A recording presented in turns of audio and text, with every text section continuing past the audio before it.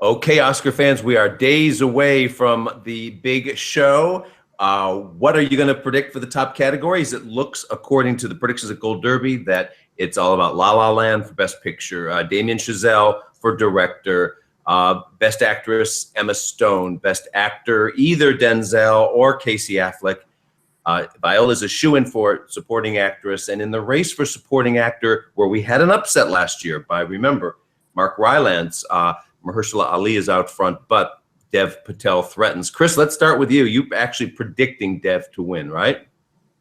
I am, but boy, I change my mind every day. I mean, there's so many pros and cons for him and Mahershala that I just can't figure it out. Of course, Dev just won BAFTA.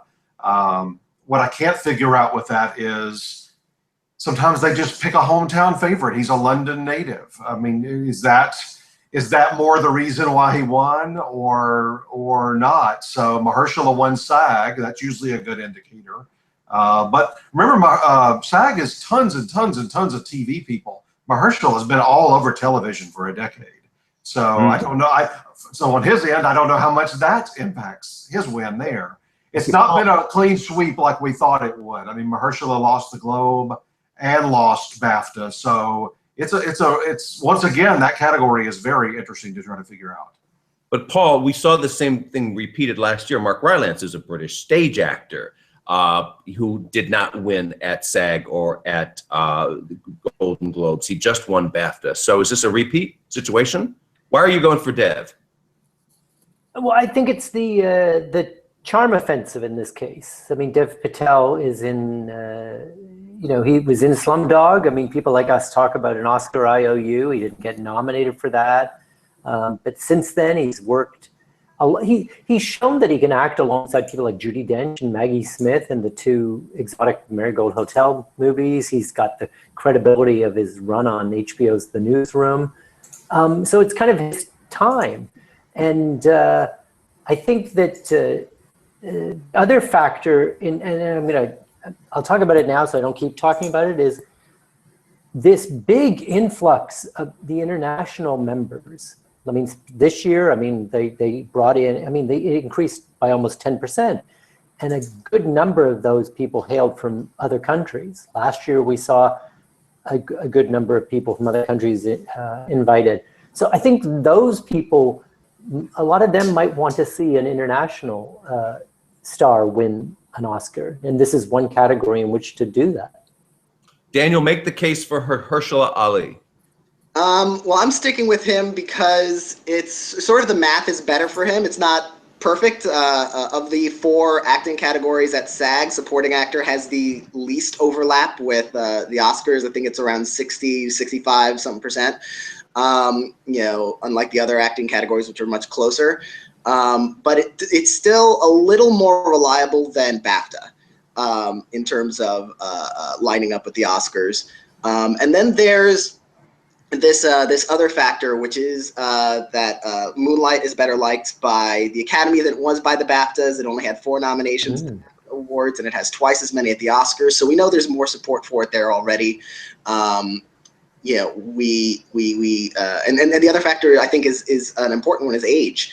The Oscars like younger women, 20-something, early 30-something women, but they generally don't like to reward younger male actors. And Dev Patel would be the second youngest actor in the history of the Oscars to win at age 26 in either category. He's like six years older than Timothy Hutton when he won for Ordinary People.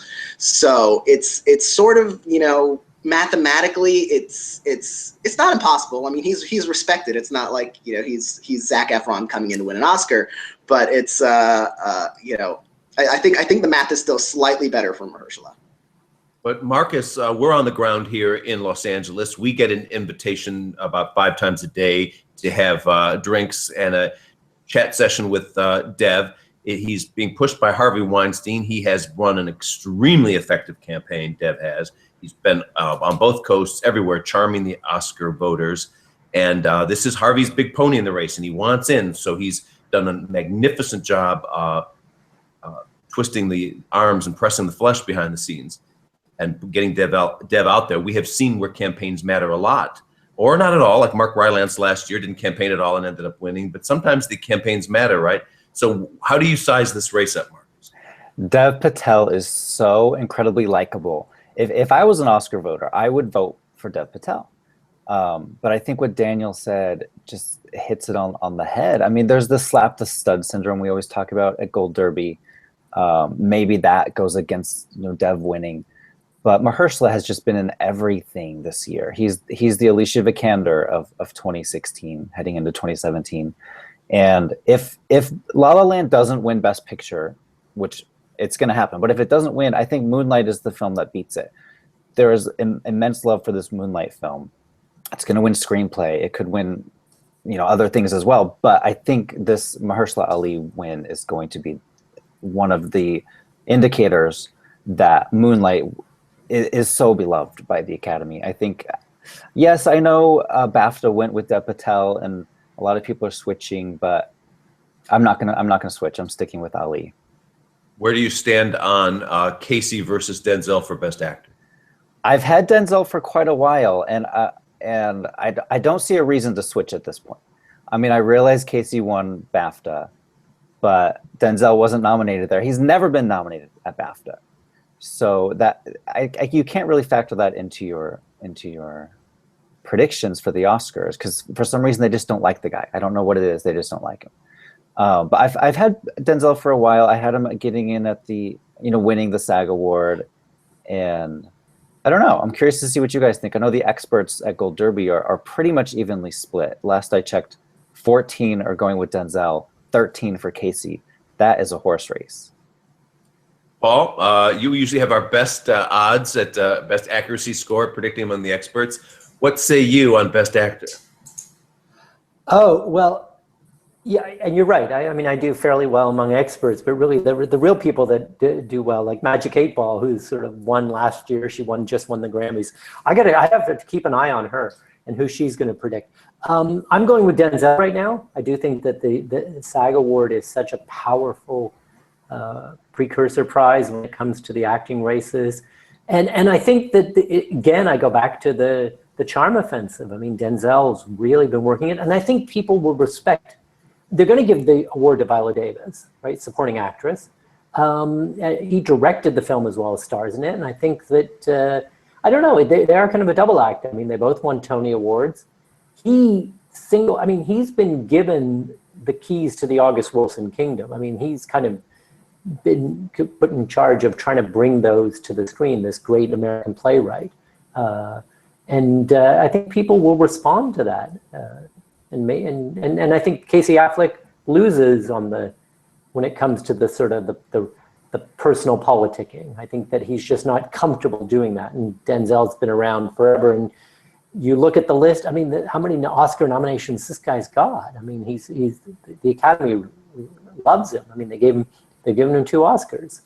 So I'm sure they'd love to give him a 3rd at some point. So why not now for a movie? And by the way, a hit movie. I mean, it's made this little movie has made $55 million so far. Chris, which contender do you have out front, and is that contender way out front, or is it as close as we suspect? Well, I think it's razor thin. I've got Denzel also, and mainly, I mean, you were the one that kind of triggered me on something a couple of weeks ago.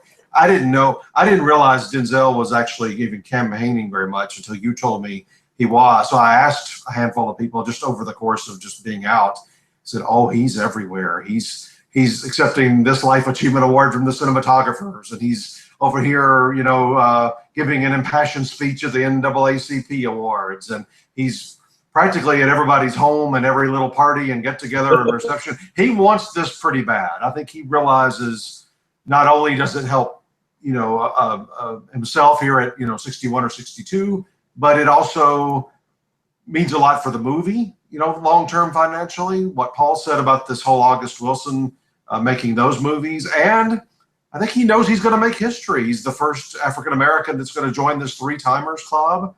There's only 6 people in that club anyway. So for all those reasons, and I just think, once again, he kind of benefits from the fact, remember the year he won against Russell Crowe was when Russell Crowe had the meltdown. Now, Casey Affleck has certainly not had a meltdown, but there are some issues there, and even if you don't believe the past allegations, there's still that Casey's not lovable like Denzel is. Casey's not, he just doesn't have what Denzel has personally and doesn't like that campaigning thing. So I think all of those factors together are going to help him. Daniel, let's together shoot down everything Chris just said, starting with, first of all, Casey's not lovable. Yes, he is. I think the power of his performance is its empathy. I think the fact that he is got this kind of brooding going on while he's trying to deal with this life crisis of being handed the caretaking responsibilities of his nephew, and the power of that performance is very subtle. It's the fact that this guy is dealing with these internal issues. He's like a smoldering volcano. From the very beginning, when Oscarologists and film critics started seeing Manchester, they were gripped by the power of this. Right out of Toronto, we were saying he's the front runner, and he's pretty much stayed the front runner, except for this fluke at SAG where Denzel won, and by the way, has won nothing else. So that makes us think that this could be one of those SAG flukes. I think the selfish motivation of an Oscar voter to vote for Casey is that they have felt the same things as straight white males having to deal with these domestic situations that are crises. I think it has powers of empathy in the same way that Moonlight does. And where they have shortcomings as a movie, I think they both have strong pluses in the connection they make with the audiences. That said, Denzel plays a very nasty character, but he won for a nasty one last time in Training Day. So Daniel, give us your view from the mountaintop on Best Actor. Yeah, I'm predicting Denzel, but I think this is probably the hardest race. I didn't think I was gonna switch to Casey when Casey won BAFTA, because I think most of us figured he would win BAFTA, especially with Denzel not there.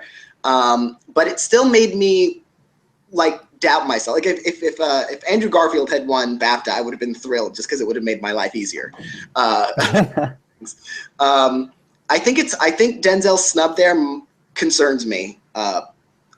He hasn't been nominated for BAFTA ever, and he still managed 7 Oscar nominations and 2 wins. But usually when they miss him, they miss his entire film. This year they voted for Viola. They nominated her and she won supporting. So why didn't they vote for Denzel for lead? It almost seems like they made a point to leave him out, and it feels like this feels like more a specific snub than maybe some of his previous BAFTA misses, which were kind of oversights. So, yeah, I don't know. Since the BAFTA is so close to Oscar in terms of overlapping membership and the type of awards body it is, I am concerned about that. I'm sticking with the math behind SAG and the stardom behind Denzel. This is his first Oscar nomination for a film that was nominated for Best Picture. That's a big plus in his favor, and he directs it himself, which that's a big plus in his favor. But yeah, this is I'm basically 51% Denzel, 49% Casey. Yeah, wow. I could switch back to Casey at any moment, but I'm going with Denzel because of the campaign factor. That you can easily meet the 6,000 Oscar voters, and they're accessible. They're at the film festivals, they're at the parties around this town, Hollywood, and we can see them. Could I add one thing about Mahershala I forgot to mention? Go for it. One thing that concerns me, and it's from way back, but it'll impact this weekend. He should have easily been in Indie Spirits. Why is he not nominated in Indie Spirits? He would have won that category easily. So is that a little something we're going to look back on if he doesn't win and go, oh, we should have seen that? No, I think that the Indie Spirits, if I recall correctly, our nominations are chosen by an eccentric, not randomly, but a committee, and who knows who's on that committee. But Moonlight has several nominations, so yeah. No, I hear you. And they went out of their way to pick some people that had no Oscar. Never heard of before. Yeah, never heard of before. So. We have to explain why we've been skeptical of this Mahershala thing all along, and that is he is only in the first third of the movie, and you miss him the rest of the movie because he's such a powerful presence, and and so he comes to the rescue of this lead character emotionally, psychologically, in every which way that is so powerful as a viewing experience that it compels him this far. But it's the exact opposite of Dev Patel, who's only in the last half. He's not. So you have Mahershala, who's in the first third. You have Dev, who's in the last half. You know, when you leave both movies, you're thinking more of Dev than Mahershala. But I know some of these voters probably haven't even seen the movies, so may not be a huge factor.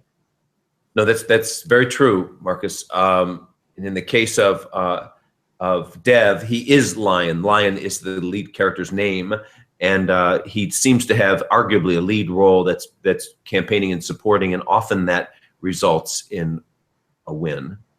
Anybody else have some thoughts on any of this? Back to SAG for just a second. On just this one category, lead actor, I think they've been right 12 years in a row. So I think that's another plus for Denzel. Yeah, but only in the last, 3-4 years have the award results been as significant, because it was after a merger with SAG, where suddenly you had non-actors like me who suddenly became members because we were members of AFTRA. We got shoved in there.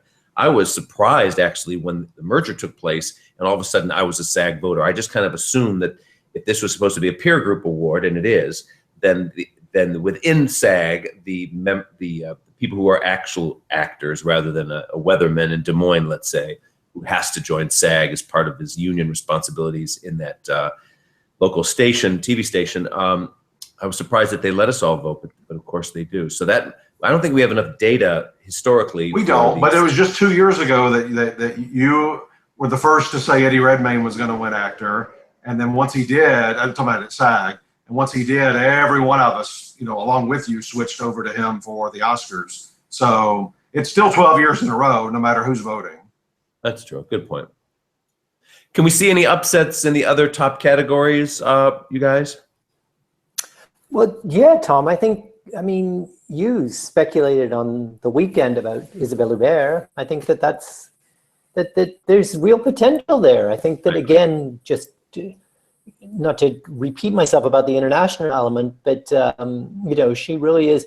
She's so well respected internationally. I mean, she is the Meryl Streep of the Caesar Awards. I mean, she's got the most nominations there, and you know, and she is the centerpiece of her film. And she, again, the charm offensive.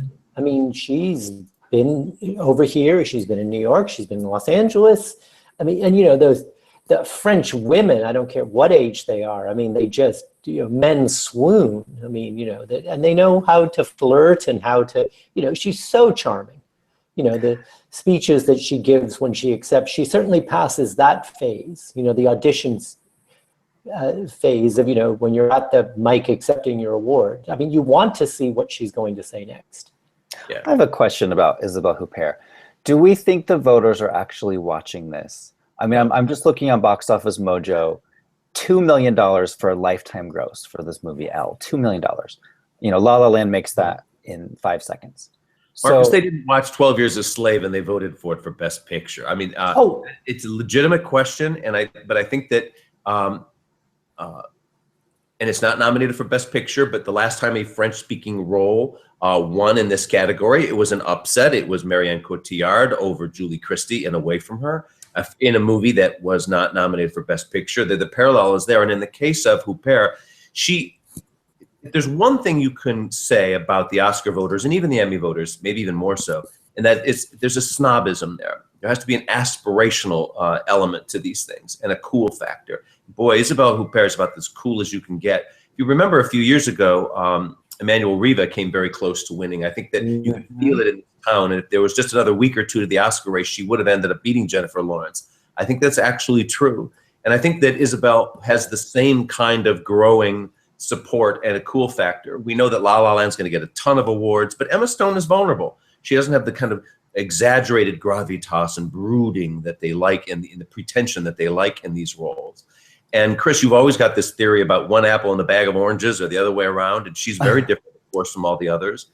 And I think that her age 63 and being such a sex pot actually helps her too. We see a kind of bias towards sexy, mature women at the Oscars overall. There's a compelling case to go for her. I would counter and say, you know, Emmanuel Riva's film was up for Best Picture. It was up for Best Director. You know, Elle didn't even make the short list. And I loved Elle. I think it's a fantastic film. I'm happy it won the Golden Globe for Best Foreign Language Film, but it wasn't even one of those, what, 15 films? Was that how many were on the short list? That's striking. That is striking, but neither was La Vie en Rose when Marion Cotillard won. I know what you're saying, yes, but maybe Marion Cotillard won because also she had other things going for her. She ages throughout the movie, which we know they're suckers for. She had all the big emotional songs. True Life Person. True Life Person, so maybe that explains it. I don't know. I think of all the people that we've talked about, Emma's been at the top of the list on campaigning in terms of just, you know, all the things we said earlier, the parties, the receptions, the events, just being everywhere. She's very nice and charming. And we had a stat last week about every actor of any of the 4 races that's won BAFTA, Globe, and SAG has gone on to win the Oscar except for one, and that was Russell Crowe, that Beautiful Mind year. So, and that was 30-something people. So when you have a stat like that, I just can't go. I know it could happen, but I just can't go around it myself. Do you think there's a chance for Natalie Portman at all, you guys? No. After the Critics' Choice, right. I did. Well, she's just, I mean, other than Critics' Choice, and that was way back in mid-December when they thought they were predicting the Oscar race. She's lost everything else. So. And Jackie has underperformed consistently across the board, even when it seems like it should have made sense in more categories below the line. Screenplay, it would have made sense. Editing, it would have made sense. Picture, a lineup of as many as 10, it would have made sense there too. And it just, at all of these events and then at the Oscars, it just kind of kept falling short for whatever reason. This movie just did not connect with voters in the way that I certainly thought it would. I mean, I thought the film was terrific myself, but just the type of film it is, it seems like it has kind of Oscar written all over it. Mm-hmm. I've been wrestling with that. As you guys all know, it's my second favorite movie of the year after La La Land. So I've been trying to get an answer to this mystery too, because it seems perfect for the Oscars. And the best answer I came up against over and over was from voters when I would nail them in a corner at a party or an event. They would say, well, we just don't like her. They don't like that Jackie. The movie, it seems to be just too honest for them. And they just want, in this case, a Lifetime movie. They want this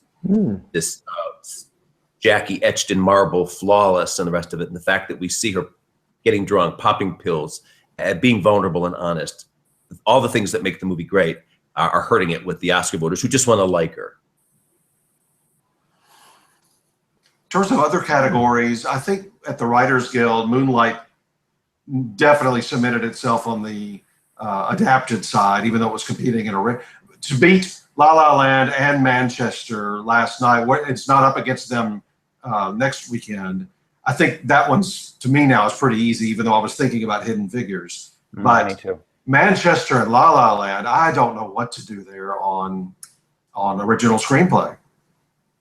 But don't you think that the fact that Manchester couldn't win, the fact that. Oh, there he is. I think he was going to say the fact that Manchester couldn't win against La La Land means that it doesn't really have that strong of a shot at the Oscars. Mm. Well, I think you could say the same thing about La La Land. I mean, La La Land couldn't beat Moonlight either. So what we'd really need to know is who finished second and by how much. Well, I'll point out something from last night, or yesterday afternoon, actually, was when when we were standing around waiting for some of the people on the red carpet. I got to talking to somebody that I see at a lot of these events, and we were talking about that particular race yesterday. And I went back to something Tom said about long before we thought Emma Stone was like the front runner. He said she's going to win SAG because it's an aspiring actress. They're going to love that. Whether she goes on to win the Oscar or not, who knows? And so we were talking yesterday about the same situation with La La Land at the Writers Guild, and I said, this is the only, I mean, they want to be on the La La Land train, talking about the writers, this was their only opportunity because they don't have any other category. So the fact that it couldn't win with the writers makes me wonder. But it's not just writers voting at the Oscars. It's everybody voting at the Oscars in all crafts categories, actors, producers, everybody. So that's what's hard to figure. Is this a sweep year? Does it get caught up in the sweep? Or is it, we were just talking about West Side Story, another musical way back that won 10 Oscars but couldn't win screenplay. So I don't know. Paul, are you back with us? Yeah. Okay, we cut. Well, you suddenly beamed out when we came to you to talk. What was it you were going to say? Oh, I thought I was saying it. I think Manchester by the Sea not being able to seal the deal at the WGA.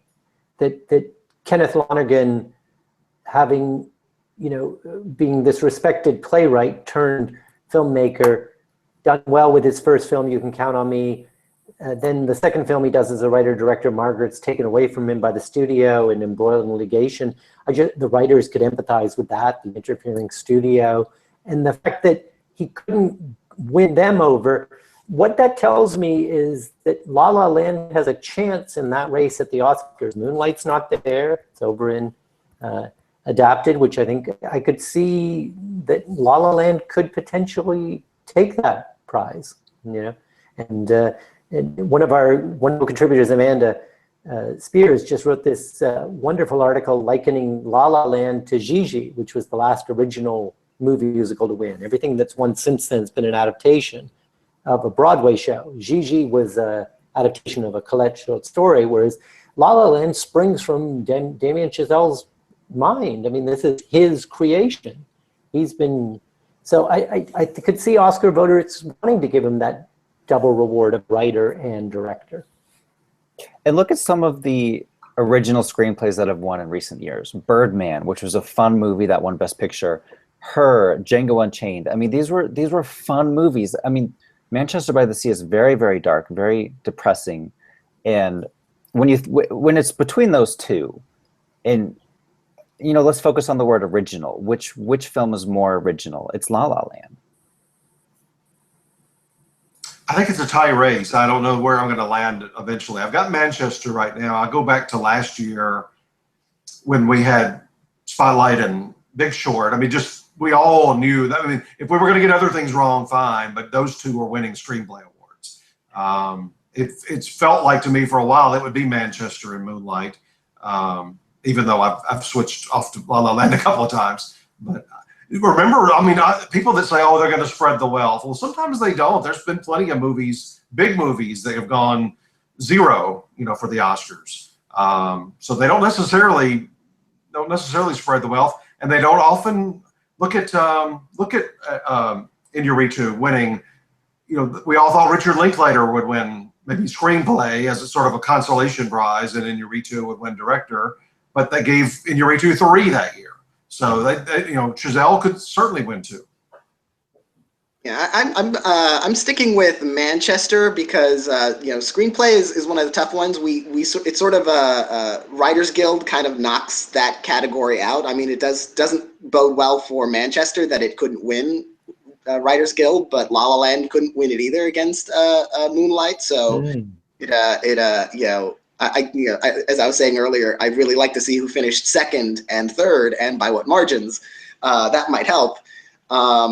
But I think in terms of this race, the only, I think, apples to apples peer group award that we have to really go on is BAFTA, and Manchester won there.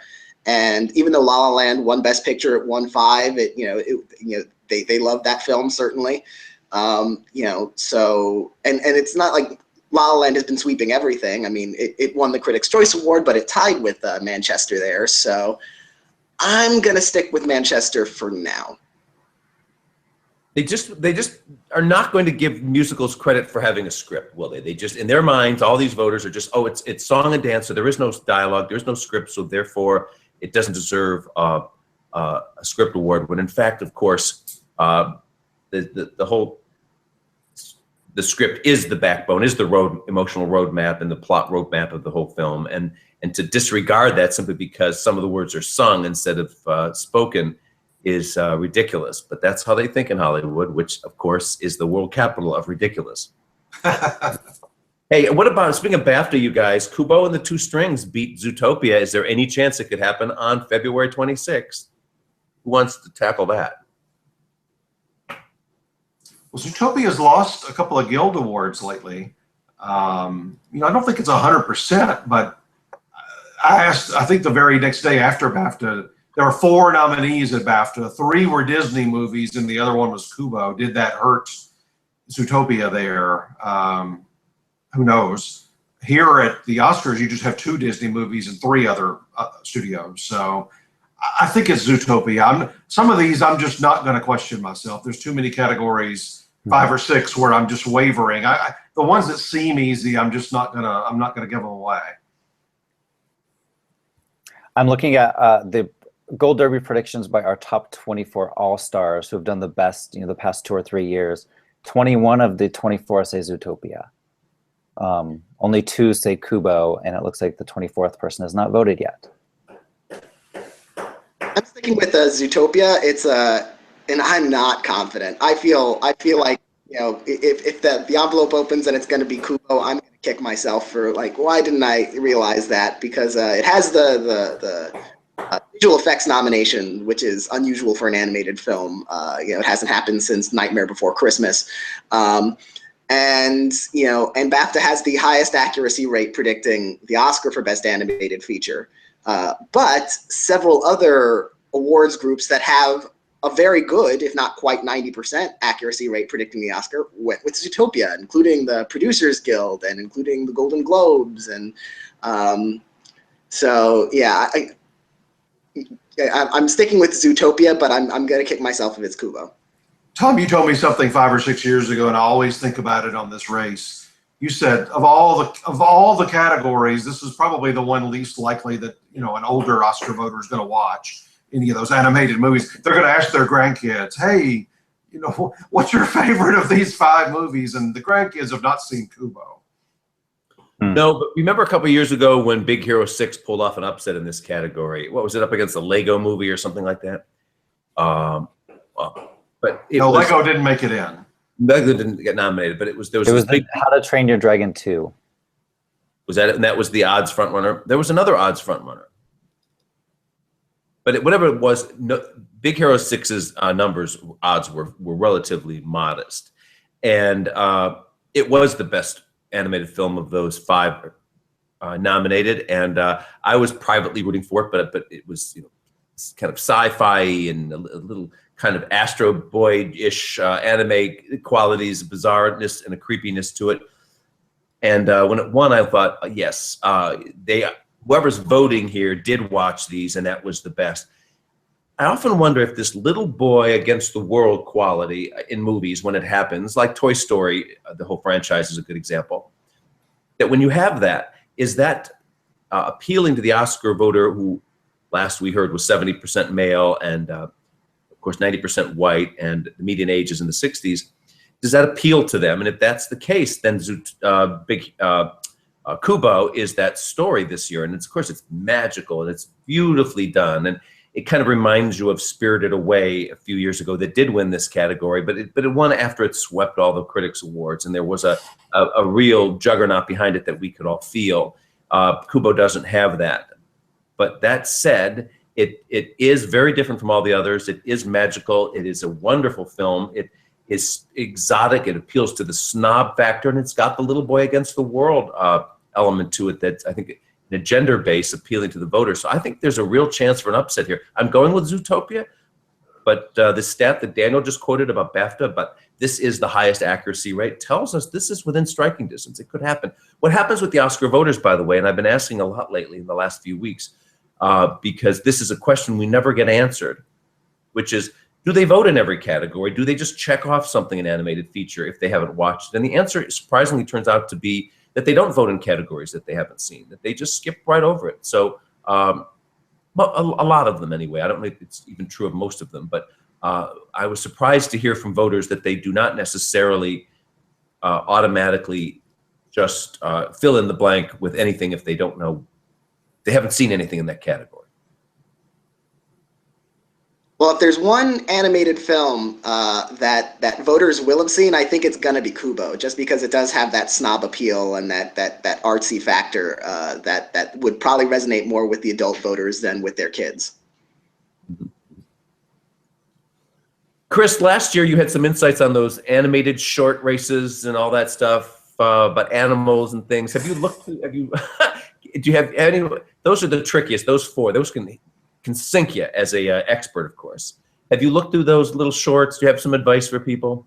I've been watching some of them. I need to finish up watching the rest in the next couple of days. For now, one of our thoughts, unless there's a good reason otherwise, is if in the live action short it's Holocaust related, you typically, it's just going to really appeal to a lot of people, and that's that Joe's Violin. So I've got that in first there. On the animated, I just had that up. I'm a little concerned about Piper's the one I'm picking. That's the one from Pixar. But we just had an article, I think either Daniel wrote it or edited it. I mean, Pixar has not really done well in this animated short over the years. So I'm now concerned that maybe I'm on the wrong track here. But it does have an animal in it, so that's, I should have gone with Bear Story last year. I went against my own best judgments there. If there's usually an animal and the other ones don't have animals in the animated short, you go with that. And right now I've got Time Code in live action short, but I'm still in the process of watching some of those. Yeah, I need to watch those contenders. It's interesting. Piper, I did write an item about this, about animated short. Pixar has been nominated a lot. They haven't won in 15 years. They've lost, I think, their last 8 nominations in this category. Wow. Like Pixar, they'll win. It's Pixar. I think it's been since 2001 that they've gotten in there and won. Meanwhile, I was surprised by this. Blind Vaisha is from the National Film Board of Canada, which has been nominated in this category more than 30 times, and it's won 6, including, I think, less than 10 years ago. So on paper, that looks good. And then Pearl, which, I still need to see all these, but I was surprised. I was covering the Annie Awards a couple of weeks ago, and it won 3 out of its 4 nominations, including for Best Directing. The only thing it actually lost was animated short to Piper. So maybe we shouldn't count that out either. But we have to say here that if you bunch Pixar with Disney and count them together, because they really are the same company, then in that case they've won a lot, of course, right? The dog won 2 years ago, for example. That was a Disney one, right? Yeah, but Disney also struggles. I think that Disney win was kind of, it had been a long drought since Disney had last won, and then they finally pulled out another win. Who has some thoughts here? I remember last year we all thought Sanjay's Super Team would win because of the whole Oscar so white thing, and this is about a non-white family, so of course they're going to rally around it. No, they went with the bear. Right. Paul, what do you do when you get to these these little tricky shorts categories? When you make your prediction? I spend, instead of watching them, which would be the easier route, I spend a lot of time looking through all of our charts. Not just, there's certain experts, like Ann Thompson, that are really, this is the key to why Ann does so well, because she understands those categories and the creative categories. She knows which guilds have a good history, which don't, in terms of being the ones that get repeating at the Oscars. But really where I spend a lot of time is looking at those All-Star 24 and the top 24, the people that did the best last year and they're coming back, and then the people that have done the best for a couple of years in a row. And again, you just learn the names and you think like Magic 8 Ball, okay, she knows this category. Now, maybe it's circular, maybe she's copying Anne, who in turn maybe is herself looking at those charts and it becomes a self-fulfilling prophecy. But yeah, I really do think we've got all these resources at our site that that's what I spend a lot of time in. And I say it in every Slugfest. You can listen to us, but your predictions can be even better than ours. We will be happy to have done 75 or 80%. We'll get to 18 or 19 and we'll all be cheering ourselves on. And we're very humbled because the people out there, like our current, our reigning champion, you know, she lives in Pennsylvania. She's only going to see the second half of the Best Picture movie marathon at AMC this coming weekend and finalize her predictions. But she was somebody, Tom, who told us she follows our site. She put Spotlight in first place back in September when we said it was going to win. And unlike most of us, including me, and I think probably a couple of these other fellows, wavered, went with The Revenant. She never moved. And the reason she didn't move is she didn't want to give up the good odds. And she knew that her points might be the tiebreaker. So it's not only get in there with the correct predictions, but get in there with the good odds, make your super bets, because the points might be what gives you the victory in the end, the bragging rights. And she certainly, Daniel, you and I spoke to her, not only did she win the Oscar prediction contest, she then turned around and won the Grammy prediction contest, humbled all the music experts, all of us, Daniel, Mr. Music Man, right, Daniel? Yeah. So, isn't it fascinating that no one at Gold Derby over these many years we've been making predictions here has ever got 100%? that's right. It'll happen someday. So close years ago. Not on any of these, but on some of the like guild events where we're only picking 3 categories or 4 categories. But any televised award show, I don't think anybody's ever. No, and it's only, I mean, did you get 100% one year? No, I was saying I was so close. It was 2 years ago that those bragging rights have expired, but the Birdman year, I got 23 out of 24. Wow. I missed Big Hero 6, which we... Dumbass. But what's so interesting, though, is, and Daniel, if you remember, did say somebody else who got 23, there are probably a few of them that got Big Hero 6, but then missed something else.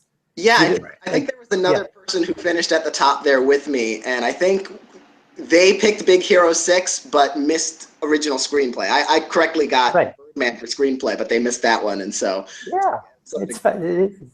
So maybe this is the year, Tom. I mean, if we're sort of saying 9 or 10, see, but that's the thing. Who's going to get the sweep right, the extent of the sweep? Is it 8? Is it 9? Is it 10? Is it 11? You know, I mean, that it's going to be, Chris is the one that inputs everything and double and triple and quadruple checks. So when we run those scores, and what was so wonderful about talking with our winner is, you know, that she was waiting and afterwards thinking, oh, I think I did well, but did I do that well? And the husband's like, go to bed, you didn't win. And he did the same thing with the Grammys. I think with the Grammys, he did relent. But she had that nice thing in the morning to say, well, you know. Wow. So, yeah. By the way, there's one more race we need to talk about, and this is where we all need help in terms of our tea leaves, and it's foreign film. Tony Erdmann was the movie that everybody says was out front early on. It's a hard slog. It's a long movie.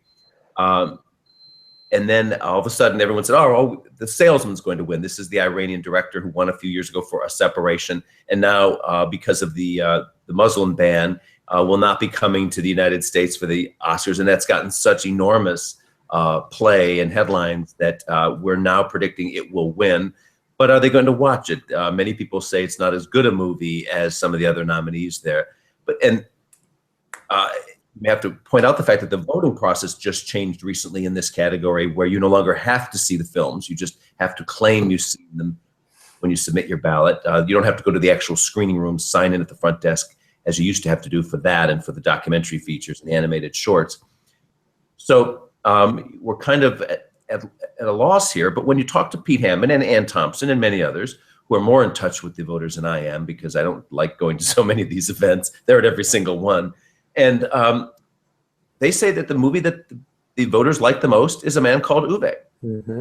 And that's Pete's prediction for foreign film. And let's remember that a few years ago, he was the only one basically predicting, I think I did too, departures for the Japanese movie about a funeral home worker who paints the cadavers, winning best. So anyway, what do you do there? Do you take the early, the voters just going to think, oh, Tony Erdmann, I've been hearing about that all season.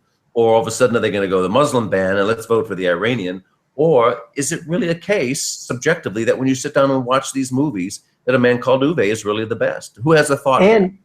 And I also got one of our the other expert who's predicting Man Called Uwe is Keith Simonton, who with Dave Karger last year was the best Oscar expert. The last 2 years. 2 years. I mean, pardon me. He's gotten it, and he also, by the way, was our winner for the Indie Spirits last year. Yeah, and he predicted Spotlight. I mean, this is fellow, and he's sorry to who he is the movie editor over at IMDb. I mean, this fellow knows his stuff. So I mean that the combination of Pete and Keith saying that does give me pause. Well, I'm gonna have to rethink this whole thing. I've had The Salesman ever since nominations day, and that was before this band thing came out. Just because I would hear at different places people didn't seem to like Tony Erdmann all that much, and being a German comedy, they would always laugh and go, "Those two words don't go together." So I've had The Salesman just simply because he had won. You know, we know they like him, and he had won. Not he, but his country had won before with a movie of his. But now this man. That's really intriguing me. I mean, it's the only foreign movie up in another category too, right? It's up for makeup. So there's a little bit more support, at least from one guild. Yeah. Yeah, I think if there's one category where the voters might vote without watching, it's this one, and it's sort of interesting. If voters have watched it, then maybe A Man Called Uwe gets it, you know, because it's the one they like the most. But if it's the one, if they're not watching it, then they go maybe The Salesman or Tony Erdmann. Tony Erdmann by reputation, and Salesman both by the reputation of the filmmaker and as a sort of a political comment against the current administration. Which, if that's going to be powerful, I don't think there would ever be a more powerful year than this for that to happen. So you know, I moved Salesman up to number 1, and I just moved Man Called Uwe up to number 2.